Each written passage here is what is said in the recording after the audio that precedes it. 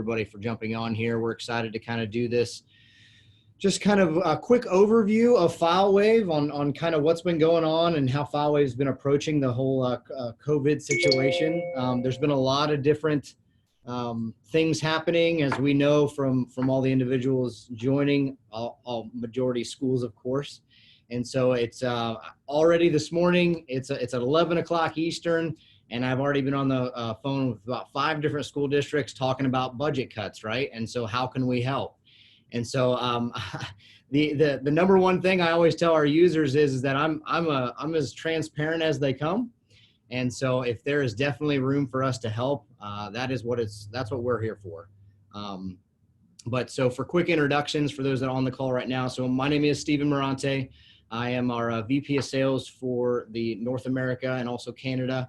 I've been with FileWave for about 10 years. And so it's been amazing. My specialty is education.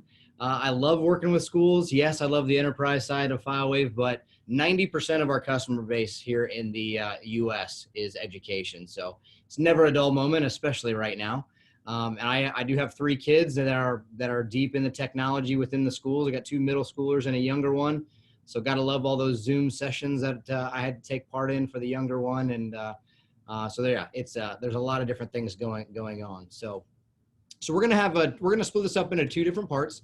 I've got my team on here as well. So if you guys do have questions as I'm kind of talking, they'll kind of give me the heads up. Once I'm doing this first introduction part, I won't be able to see the chat box, but then I'll kind of close that out and jump into the tool a little bit. But so as I mentioned, we're gonna do this in 2 different parts. I'm gonna begin with just a kind of a high level overview, introduction to FileWave. So you gotta have a good feel of, again, who we are, but then go through kind of the conversation points that we've been having with schools, especially like leadership and IT staff, right?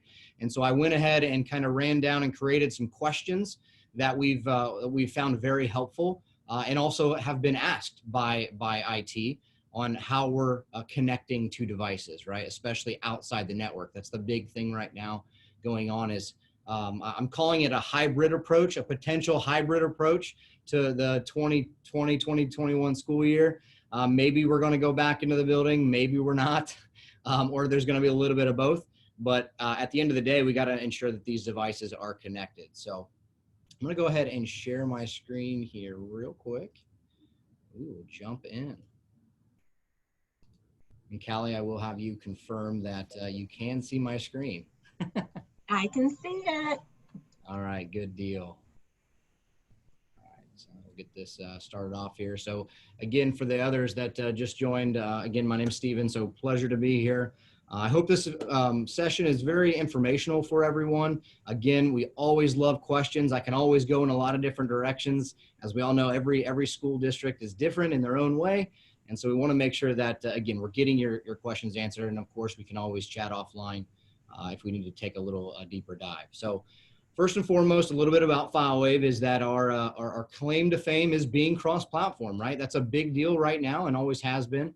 So we do fully manage. We do allow you to fully manage those Windows, Mac, iPads, Android devices, even Apple TVs. And we've also added an additional reach to Chrome devices. So there's no mystery there that Chrome devices are coming in and out at rapid paces, and most of which you can do management-wise through the GAC suite, and that's great.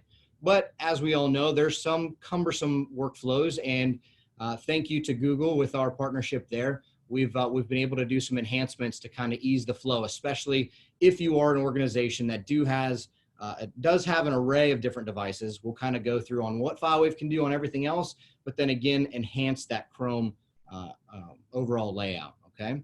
So the big thing, again, that we talk about today is that everything that I mentioned, functionality-wise, right, approach-wise, can be done on or off network, okay? Again, I'm gonna say that multiple times today, so just bear with me because it is just so important. It's the number one thing above all that districts are coming and sharing their struggles, right? And I don't even like using the word struggles as we do in IT, right? But it's true, and we're only human to ask for help, right? And so we want to make sure that, again, FileWave, aside from a lot of the parts, that we are, guiding you in the right direction.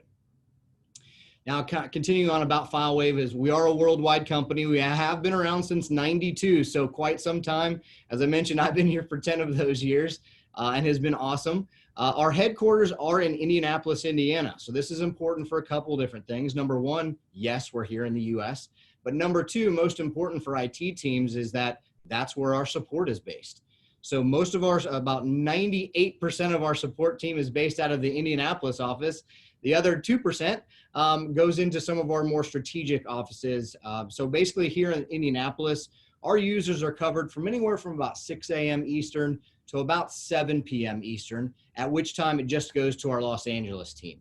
And so all in all, North America, Canada, South America, for those customers down there are definitely covered. And that's really important to us to make sure that you are talking to someone very, very quickly, but at least some locality. One cool thing I will say about our support team too is that a lot of these we don't hire here at FileWave just a person to pick up a phone. As a lot of companies do, right, to fill the void, we take it, since we've been around so long, as you can imagine, we want to make sure that every conversation, every ticket, every support case is being looked at from an engineer perspective, right? So you can get your answers faster.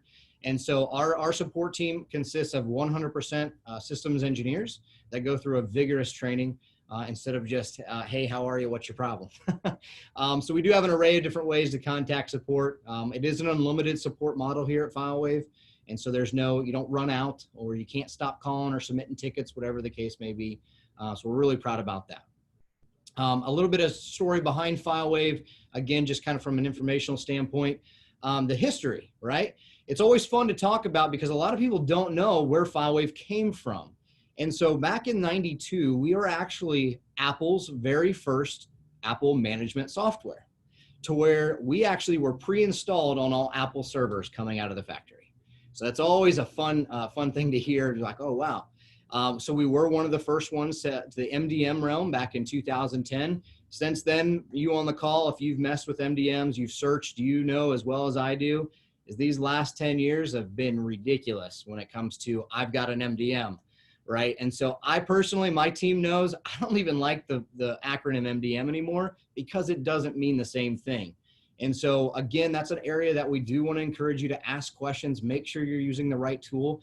And what's awesome about our team is we're going to be fully transparent with you about if FileWave maybe not the right fit, right? We want to be the one to tell you that, but also kind of maybe keep others in check. We respect all of our competitors, as hopefully they do for us. There's a lot of good ones out there as well as us, but there's a lot of ones that maybe you don't know what you're missing. And so we love our partnership with Apple.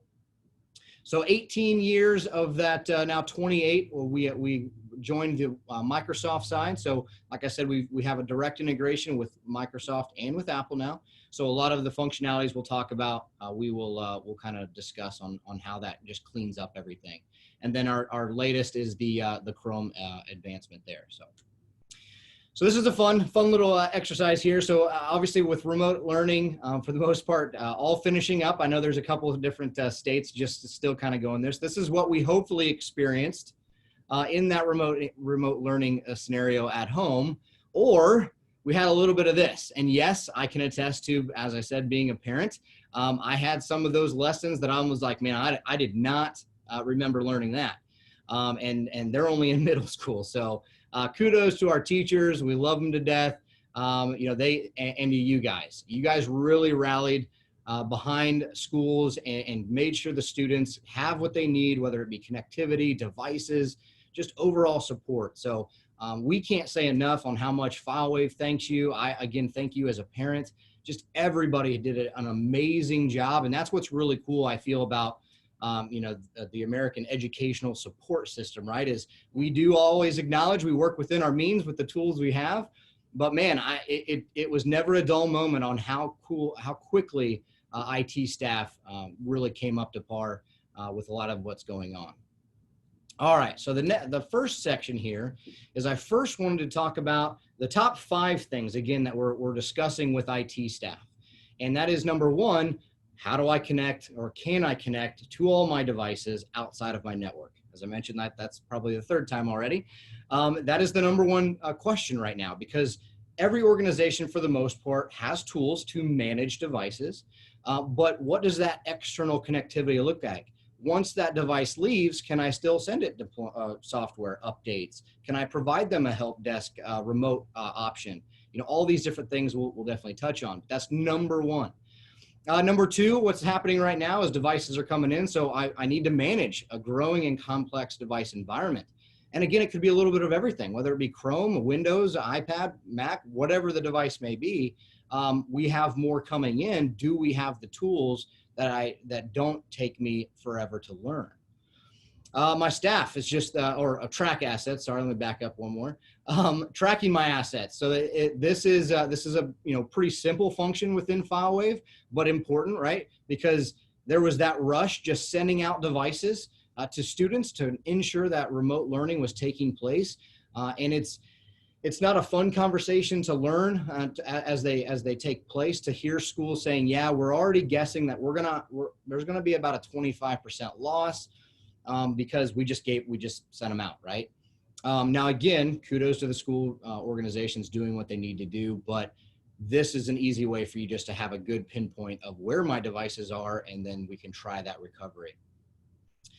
Now we're going to kind of go into my team spends way too much time troubleshooting all the different tools for all these different operating systems. It just takes too long. We don't have devices are growing. IT staff's not. That's not a new story, as we all know in education IT.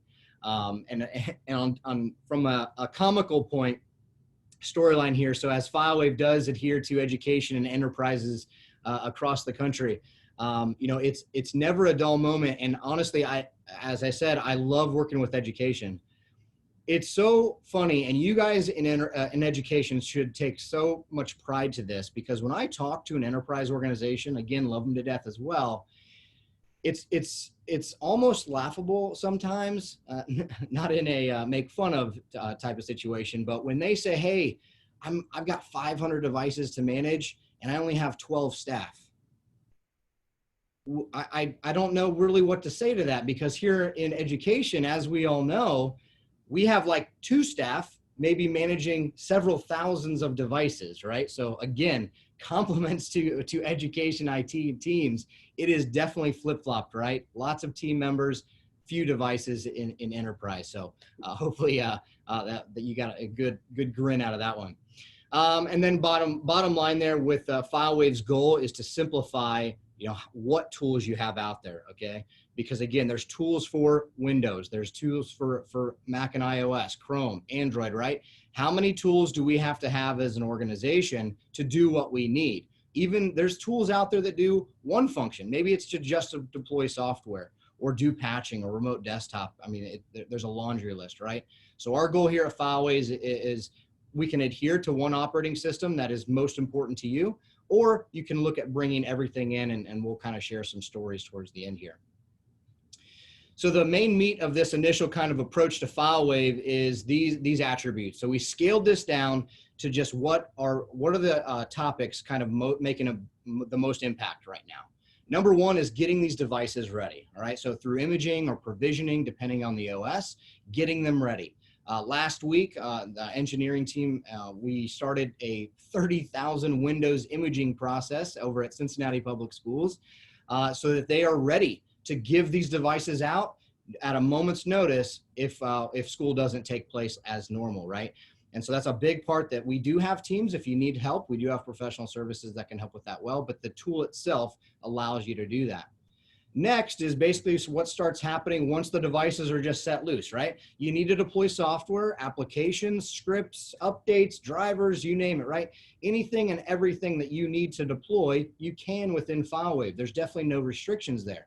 And we actually love, the engineers will love me for saying this, but we actually love the more complicated software like Creative Suite or Office or a lot of those, 20, 30 gig programs. We love those.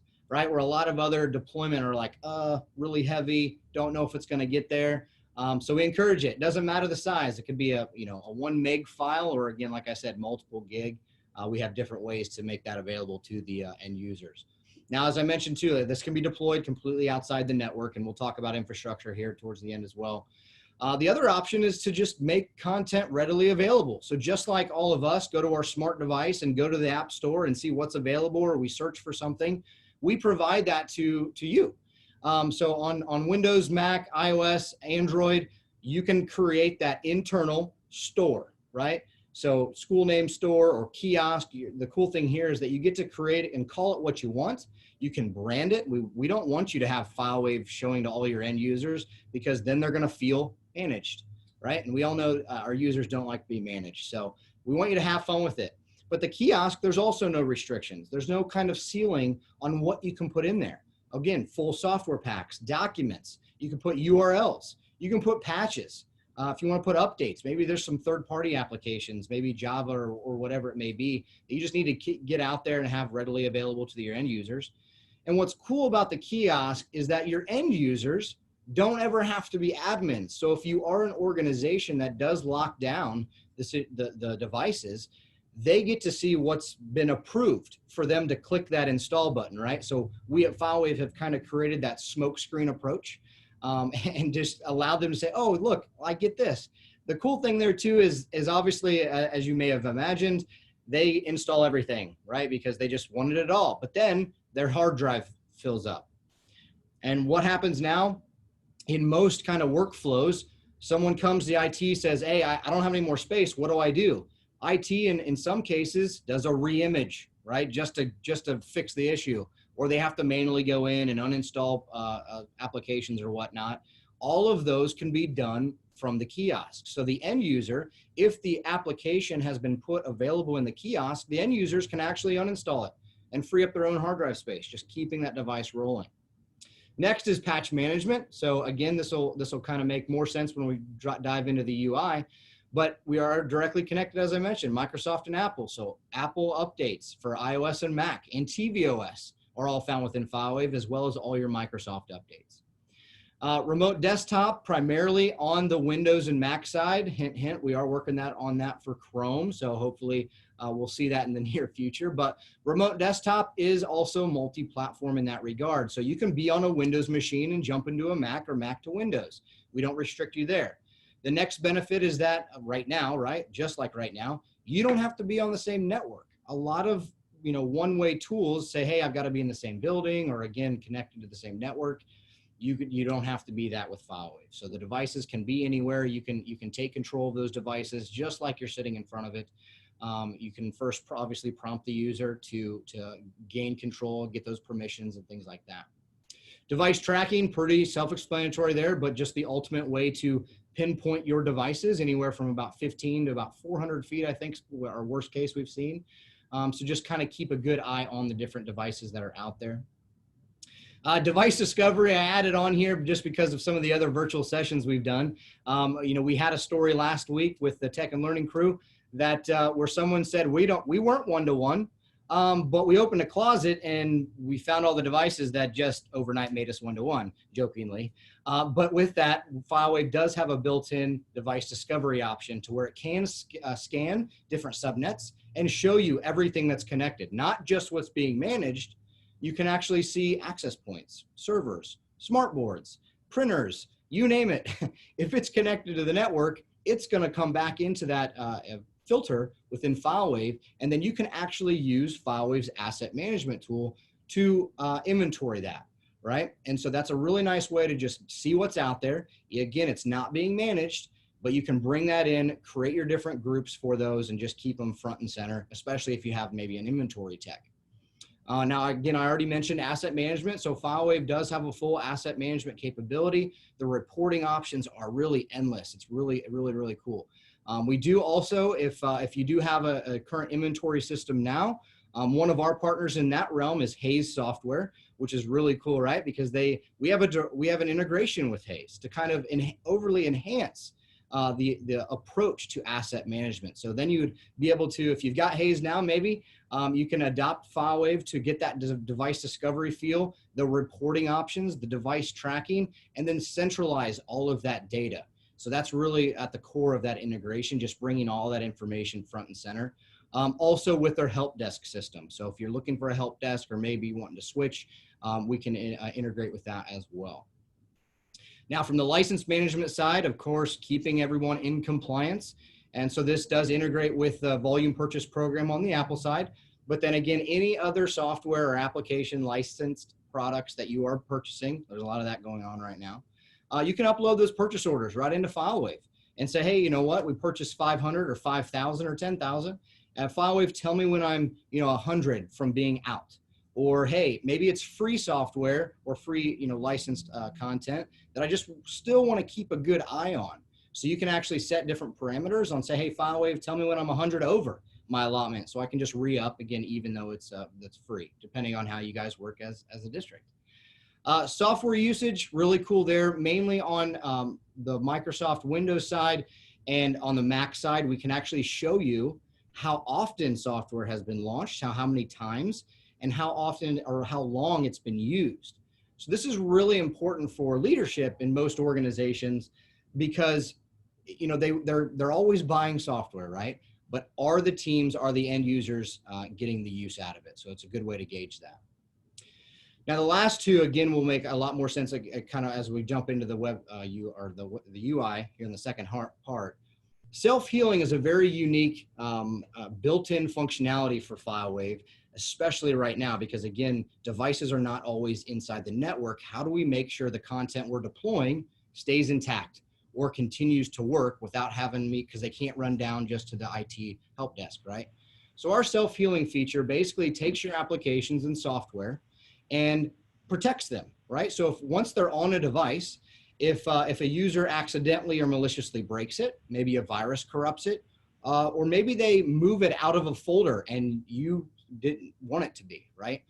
By default, every 24 hours, those devices are going to check into FileWave and say, hey, do I look the way I was meant to look by the IT staff when they initially sent this content out? If it's not, again, even if it's just moved, FileWave is going to put it back.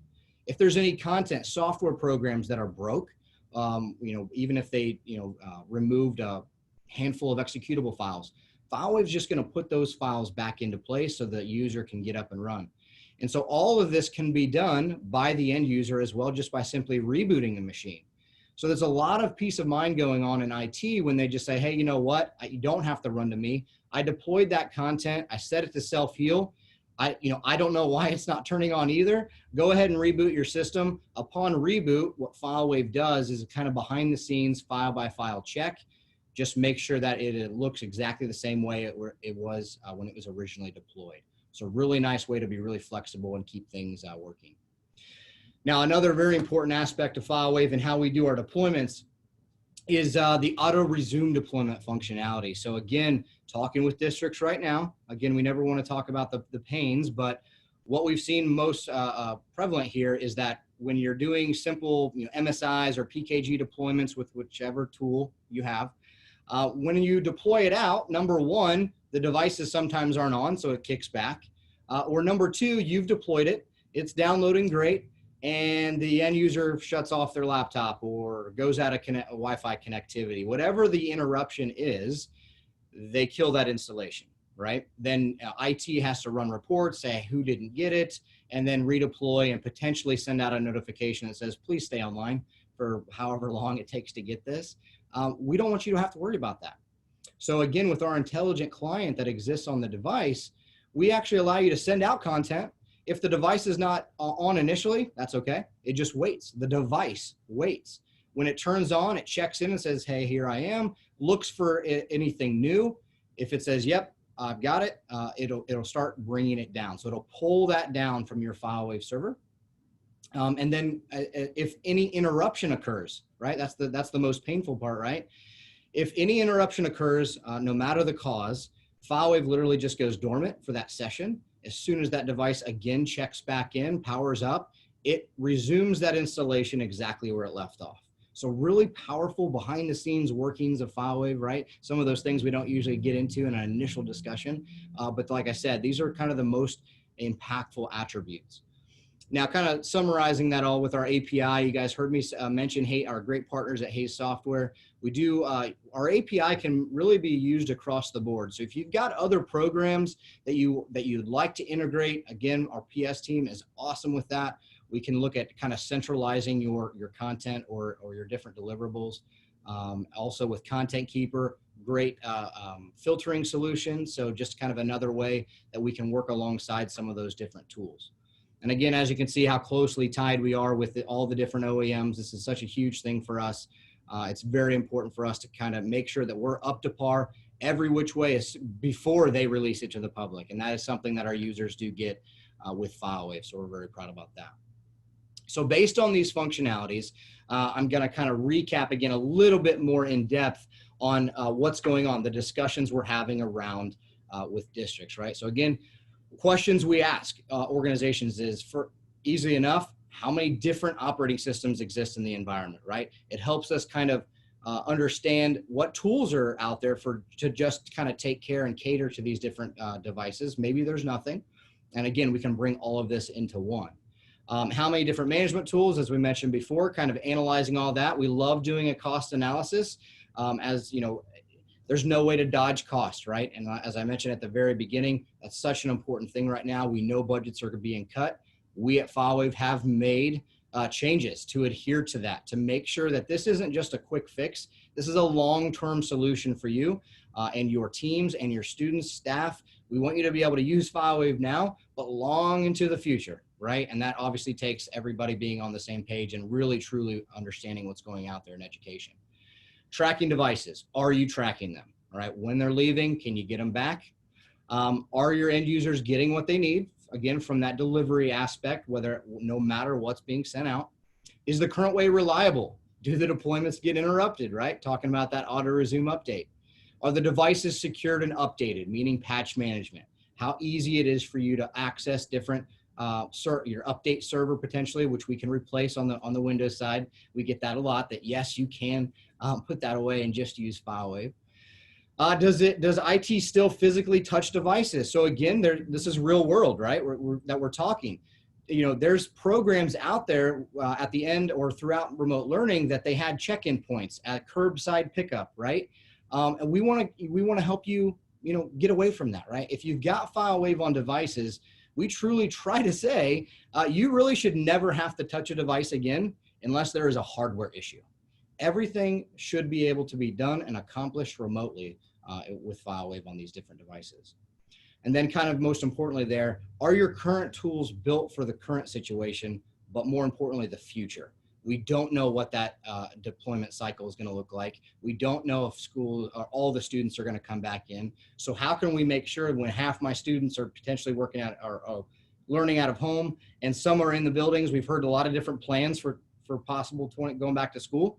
And we want to make sure that we can adhere, or you can adhere to both of those.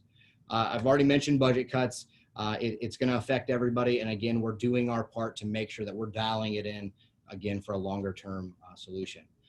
And then most importantly, especially with from IT leadership or district leadership, they've really come together and said, hey, we've got too many tools. Yes, we have all these devices.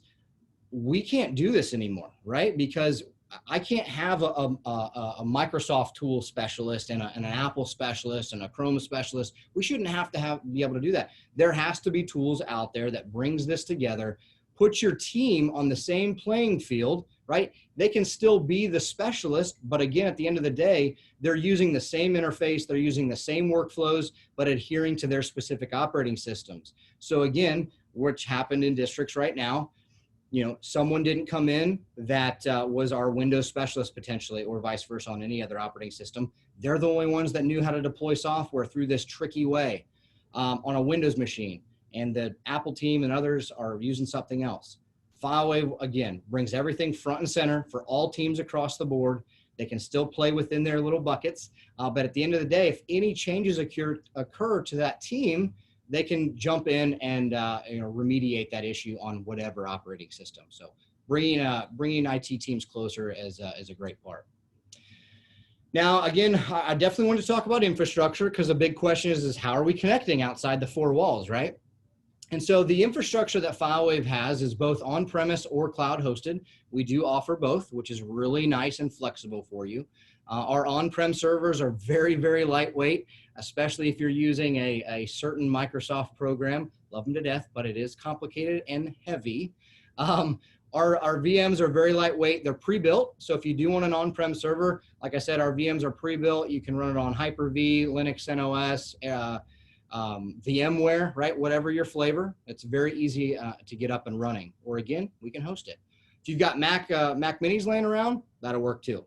So that's your main FileWave server. It can live in a few different ways.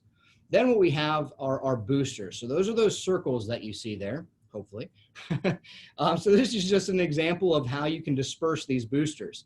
Now, boosters are very low-level proxy servers. Honestly, we've got schools out there that are just throwing this on a laptop. It does not have to be a server spec.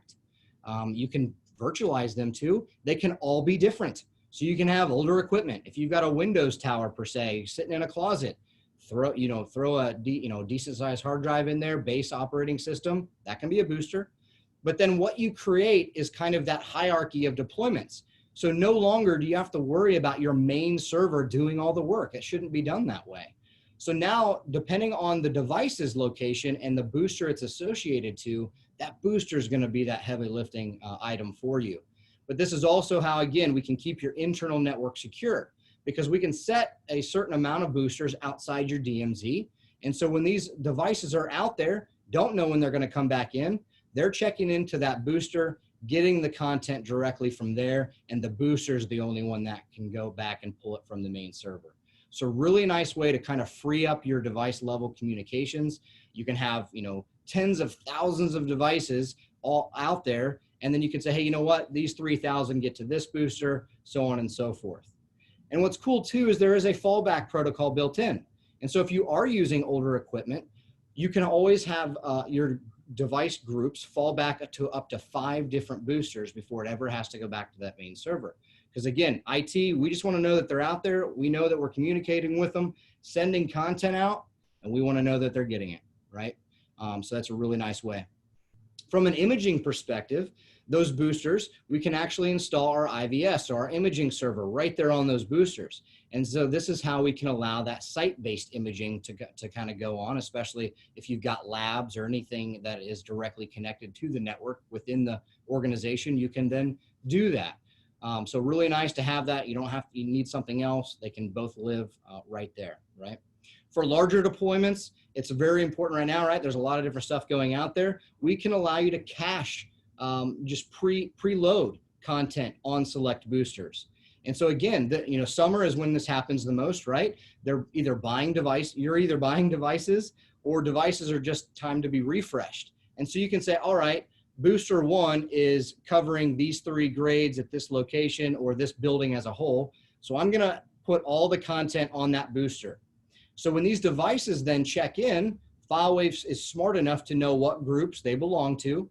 And when it checks into FileWave, it says, hey, I'm supposed to have said content, profiles, settings, drivers, etc. So it's really nice. So that booster then, as soon as they turn on, will start downloading that content onto that device, and really gets teams away from having to do that large image, right? We're all about thin imaging here at FileWave. If you are going to use us for imaging, we want you to, put a baseline image on it, maybe 3 gig, and set it loose, right? Because then FileWave is going to be able to do all those deployments there after the fact. All right. Now, as I mentioned, I always kind of wanted to share a fun story right in the weeds there, but our friends over at San Antonio ISD down south had a really good cycle, much of which a lot of organizations were hearing these exact same stories. And so we went ahead and asked if we could use theirs just as an example. So just like you say here, the different phases are exactly what other teams all around the country, you guys, I'm sure, had your own plans. And this is just what's cool to us, to see everybody, as I mentioned, kind of coming together, figuring out how to do it, right? That's what we know how to do best, is just making it happen and working through all of it. What's really cool about the San Antonio team as well is hotspots, right? Everyone's like buying hotspots, getting them deployed out there. You can actually use FileWave to track your hotspots, right? They can't be managed, but San Antonio deployed, I think, about 300 or so. And so they actually put FileWave on there just from a tracking standpoint. And that's a really nice, again, not trying to get into the licensing structure just yet, but those are some unique features about FileWave and how we do our licensing models, because districts like San Antonio and many, many others across the country, they have what we call a site license, which is just a much more budget-friendly, flat cost for organizations, as we know for schools, and just I get whatever I want, right? Here's my cost. It doesn't matter if I'm Apple today and Chrome tomorrow or Windows the next week. It doesn't matter, right? I get any and all the licenses I need, and my cost never has to change. So once you go to a site license with FileWave, we really just take all the questions out of that. All right, so last couple of checkpoints before I take a little quick break here, and we'll go into the UI. How do we work with you, right? So that's always a fun question, right? Because I've worked in the enterprise for many, many years before FileWave, and honestly, this isn't just me saying it, our engineers will attest to this. I've really never worked for an organization that's been more devoted to ensuring you have what you need and all the help along the way. So it's a prideful moment for us here at FileWave to just say, hey, we are truly here to help and guide you through that process. And as obviously with our partners as well, such as ByteSpeak, it really is nice to have that unity. So how do we approach these different situations? So just like I kind of covered with those questions, we love doing just any and all discovery calls, right? They can be in the weeds. They can just be high level. Again, we've done multiple already today. It's really up to you. We'll do a systems management review for you, talk about the tools you have, how can FileWave encompass them into one tool set. Love doing a cost analysis with you. Let's kind of look at everything. Is it going to be not maybe from the dollar standpoint, but also from the efficiency standpoint? I've got 5 tools that can now be done within one program potentially. And then we'll dig in, we'll dive right in, right? So I'm going to show you a little bit of it, but then we love getting you tied up with your engineer, right? Every region, no matter where you guys are joining us from, you have a dedicated engineer to your location. So it's really nice to just geek out with them and have them take you through workflows, talk about what you're doing now, and we'll just translate it into FileWave. Several of our field engineers actually worked in school districts. So that is always awesome to get right on the same field with you guys because they did it for years, right? Everything is fully supported from if you do want to just kind of test drive FileWave, right? You can go as deep as you want, right? All of our test environments are full production environments, which is really done on purpose because at the end of the day, if you choose to go live, you don't have to change anything, right? You've already done your AD integrations and built your infrastructure, your grouping structures and enrolled devices and built package types and things like that.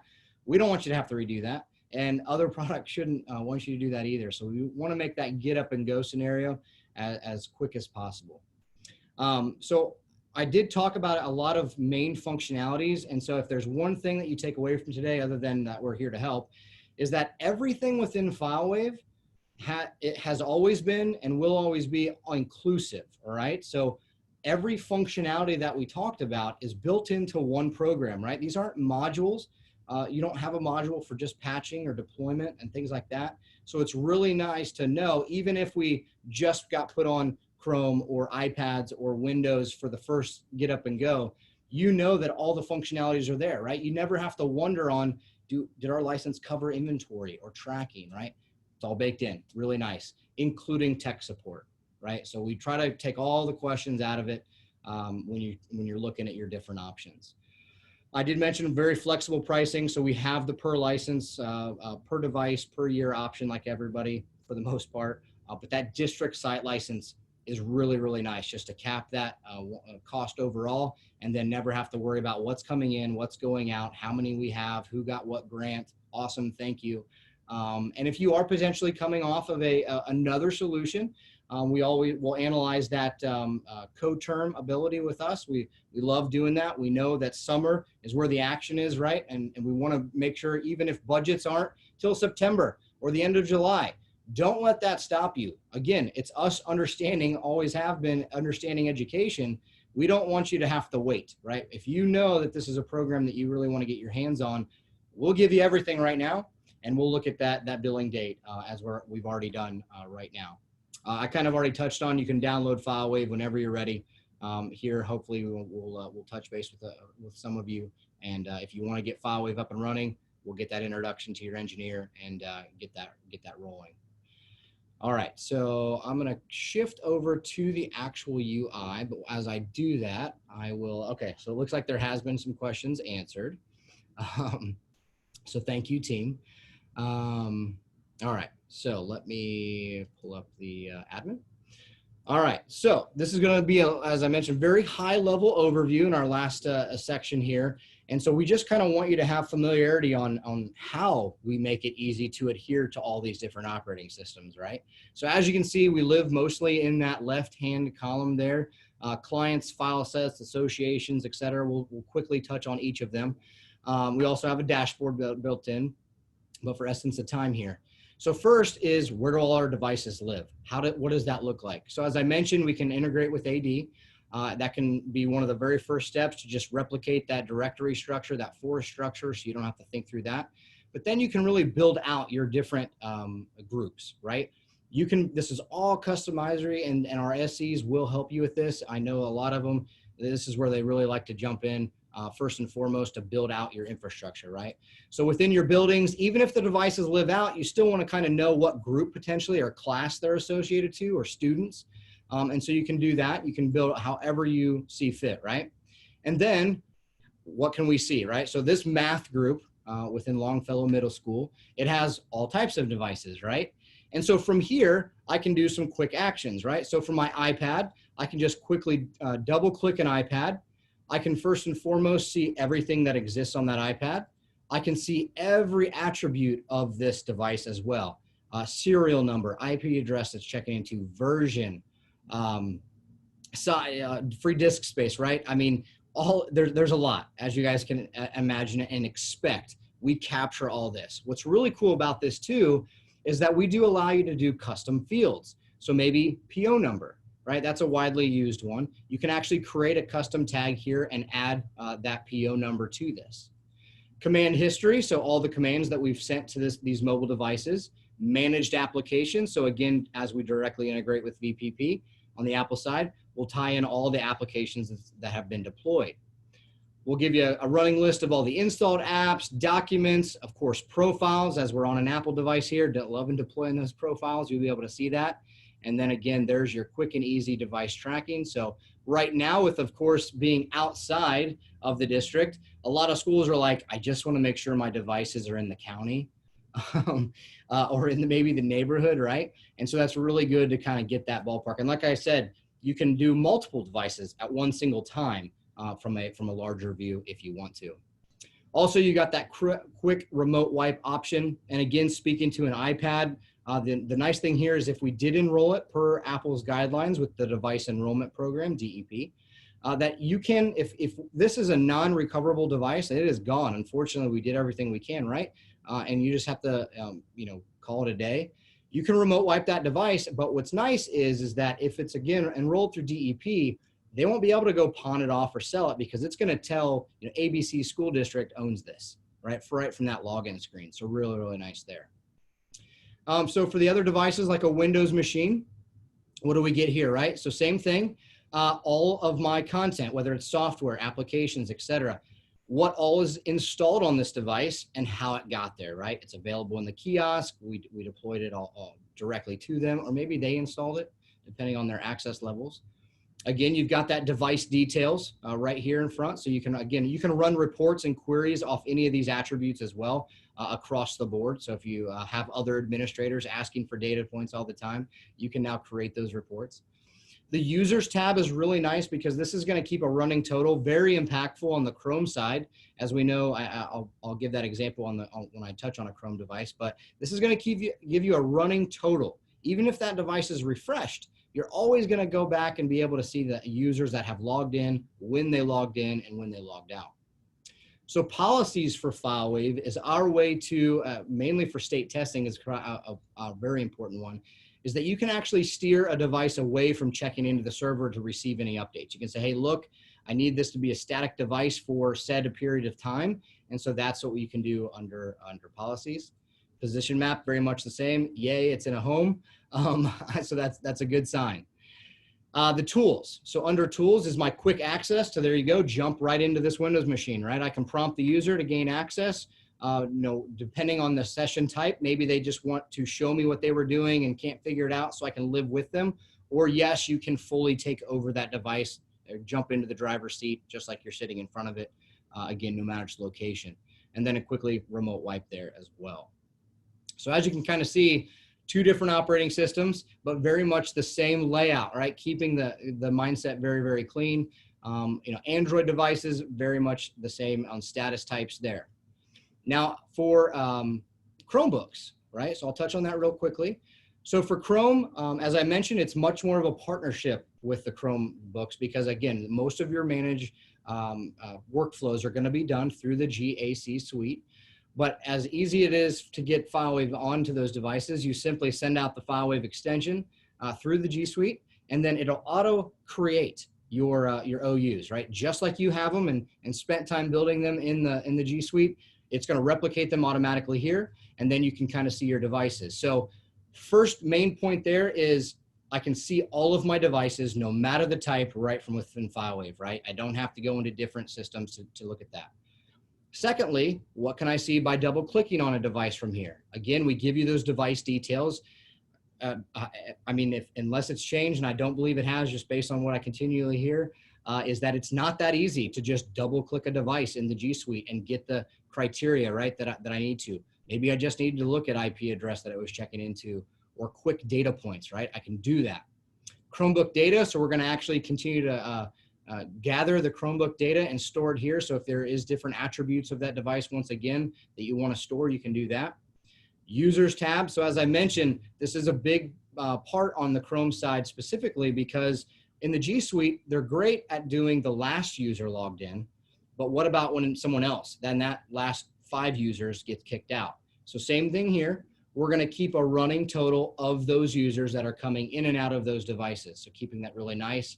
And then again, yep, you can track those Chromebooks right there as well. You can also right from here to deprovision a device, if that is something you need to do. The next fun fact here, or can do, is how easy it is to move devices from one OU to another. Because again, we all know the workflow that takes that within the G Suite, but within FileWave, it's simply dragging a device and dropping it into a new group. That change, once you hit the go button, makes the change here and also in your G Suite. And so a lot of IT admins are like, yes, thank you, because I'd love to just say, hey, this device is here today, but needs to be over here tomorrow. I just want to drag and drop it, right? Done.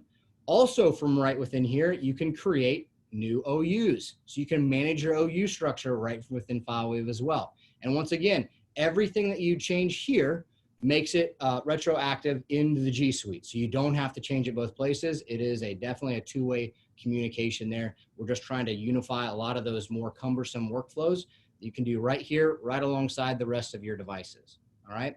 So that's a once over on kind of how the devices are laid out. Next is file sets.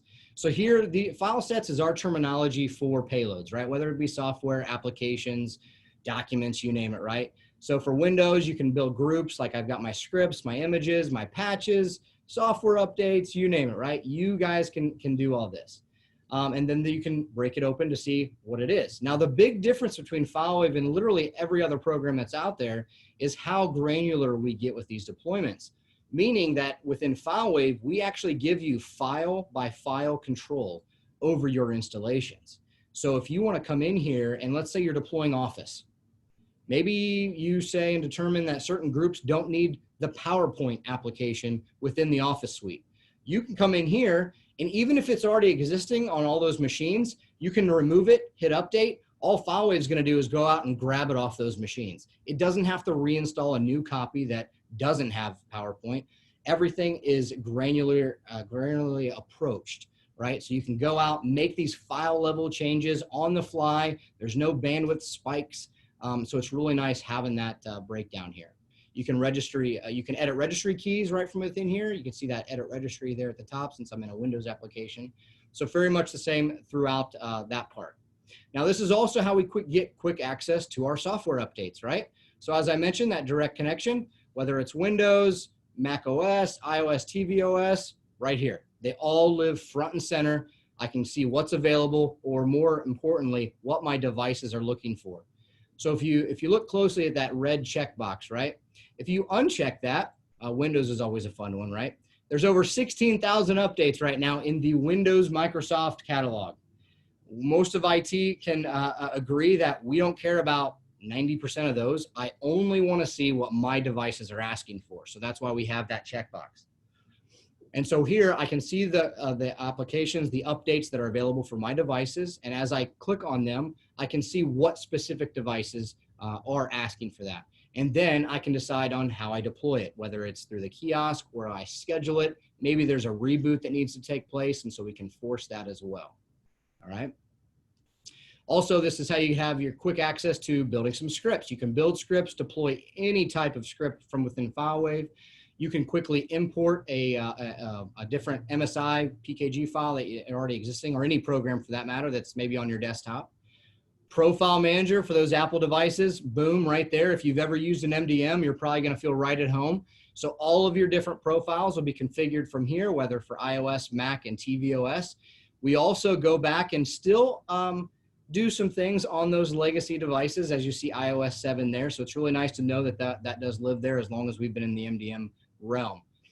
If you are potentially looking at coming off of a current MDM, most of the MDMs out there, we have a way of exporting your profiles that you've already built and importing into FileWave.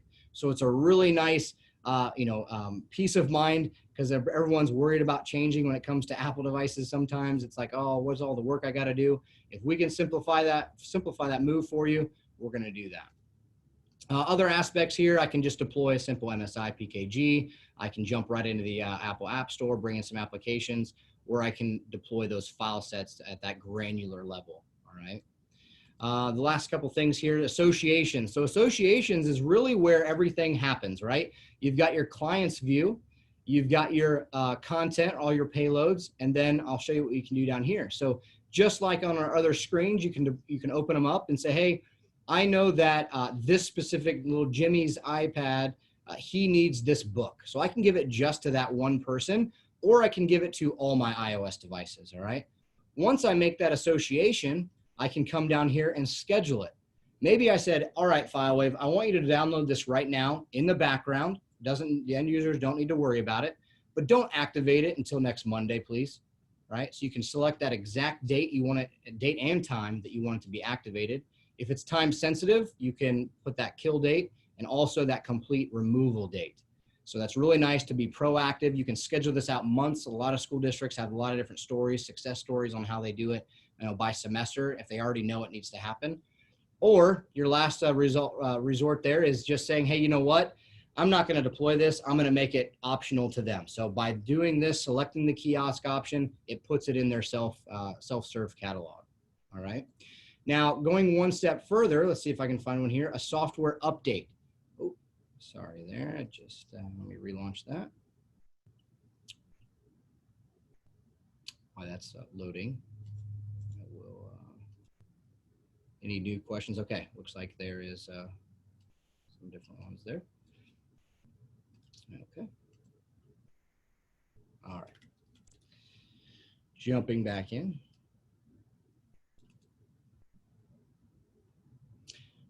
All right, so if it's an update, I want to show you that again. So we give you a fifth option, right? So you got that scheduling time frame, right? But then also we know those updates that require a reboot. This is, one of those comedy moments. It's always fun when our end users listen to us and say, hey, yep, I'll reboot my machine. Right. So now here, if it is a rebootable security update, we know it needs to be installed to remain compliant. We can say, all right, end users, I deployed out an update. It's on your machine, but you're going to have 3 days to just restart your machine for me, please. If they don't, you can set that end all date, right? So Friday at 5 p.m. If the user didn't reboot their machine, we at least warned them, we gave them a chance, but we as an organization have to remain compliant depending on the update. We can then force that reboot to override everything, okay? Next is the imaging tab. So again, Windows and Mac imaging.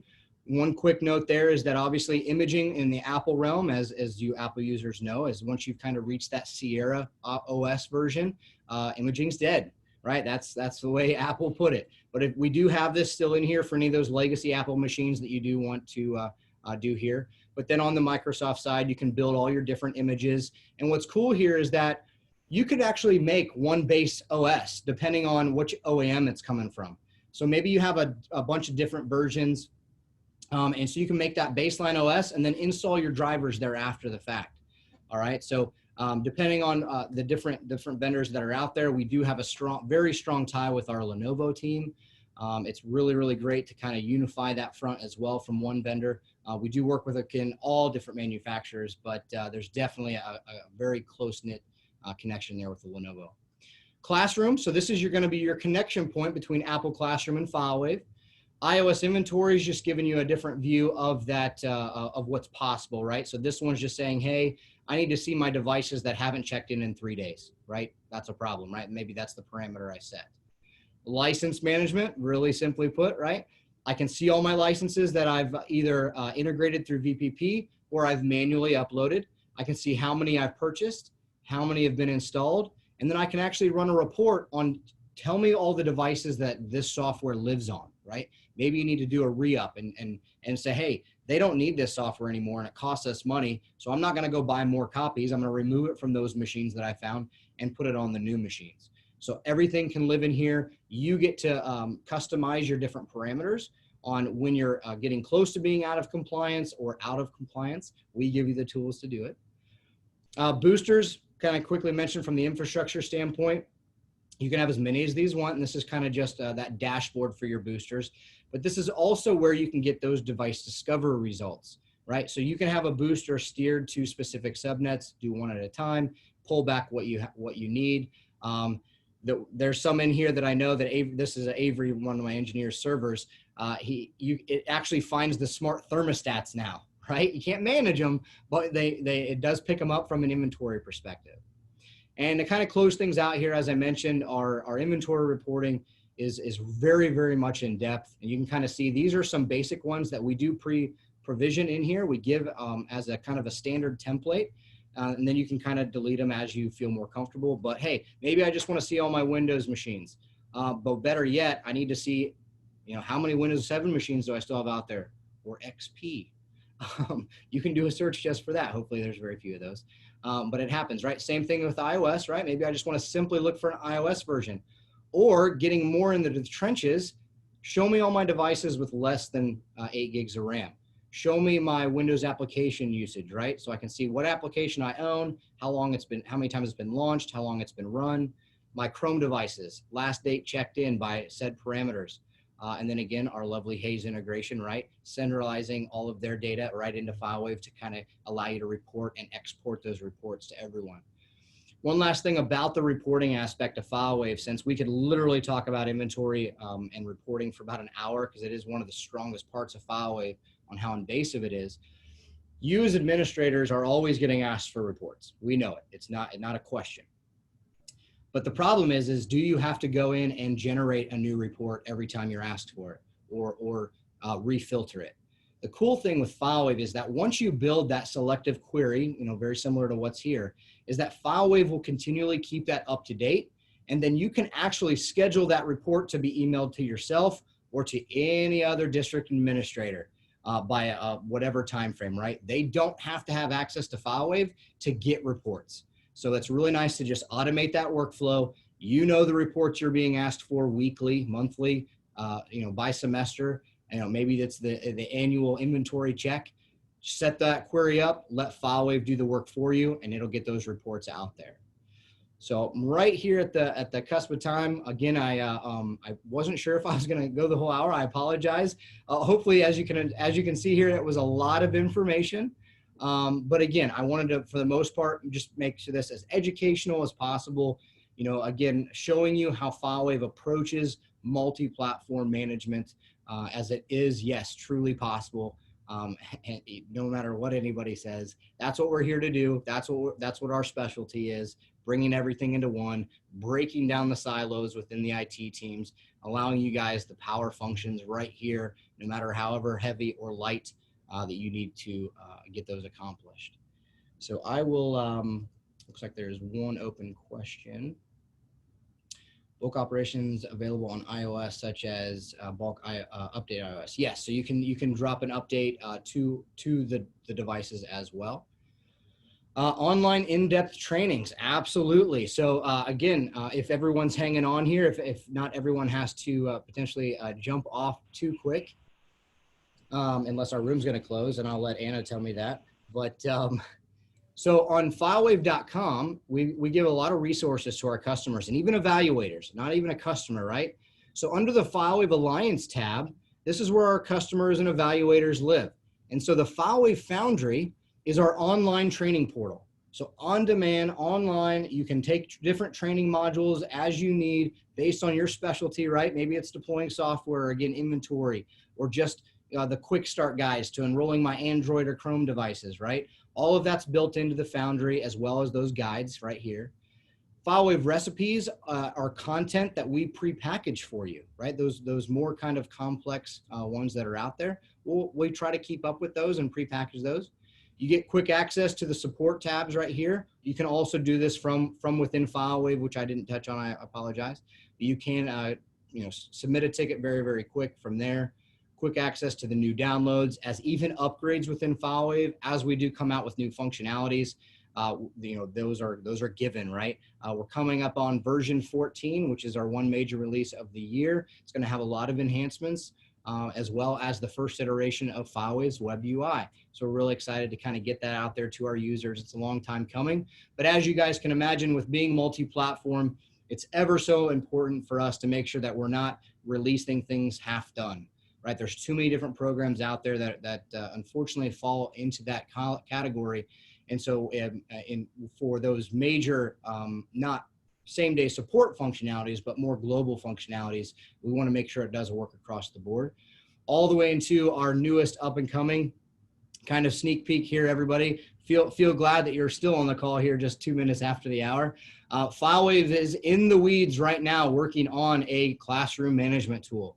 Now, again, we know, we're not recreating anything new, right? There's tools out there right now that do classroom management really well, none of which do multi-platform classroom management. So that is something FileWave is literally in the trenches doing. We have brought on a dedicated development team just to oversee that product. And so it's really going to be exciting to kind of see that come to fruition of these next several months. We're hoping that we have some visualizations and workflows by the end of the year. So again, really excited to kind of announce that with you guys, that we are really dedicated to the everything education, right? From the time the devices come into the district, handed to students, into the classrooms, and home, even for the parents, right? We're trying to bridge that gap. Is there a web admin client or only console application? So yes, as I mentioned, we have the native application that I demoed most of today. And then the web UI is set to release here in about 60 days. So we're pretty excited about that.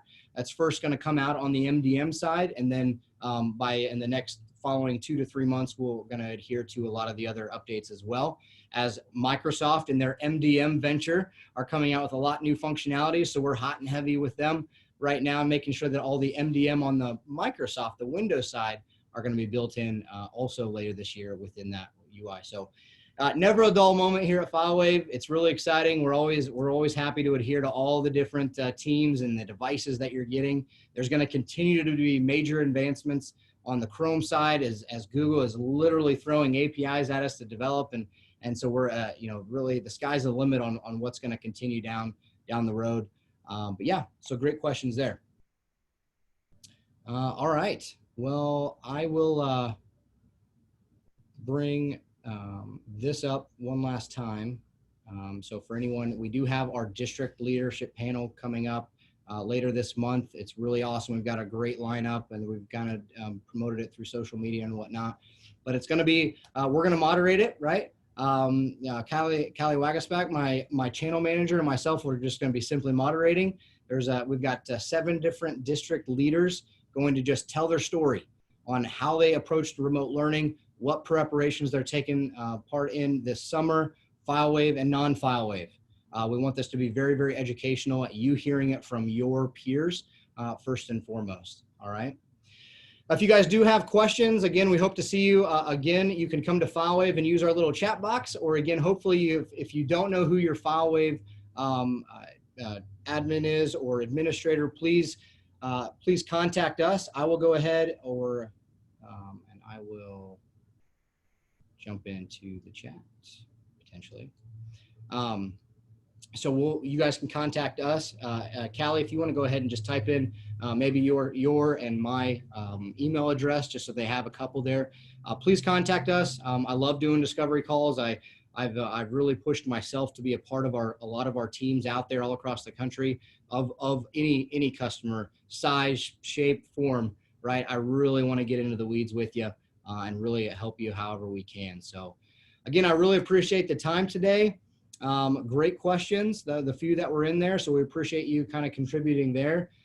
Again, hope this was very, very much educational. We really hope to connect with you guys here shortly. Our friends at Bytespeed, we really appreciate you guys putting this on. And again, great partners.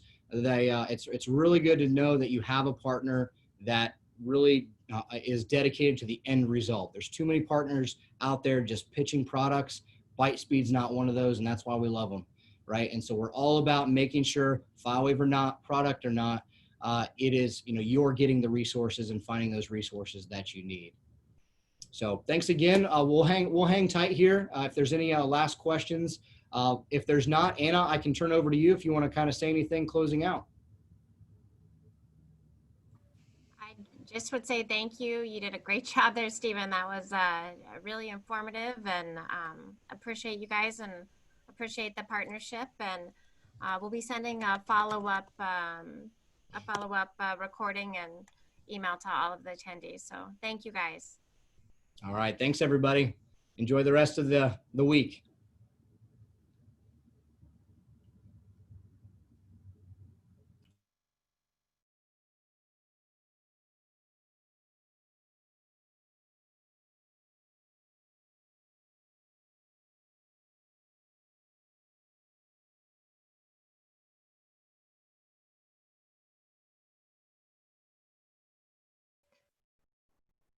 It looks like there's no more questions. I'm going to shut it down. Stephen, thank you so much.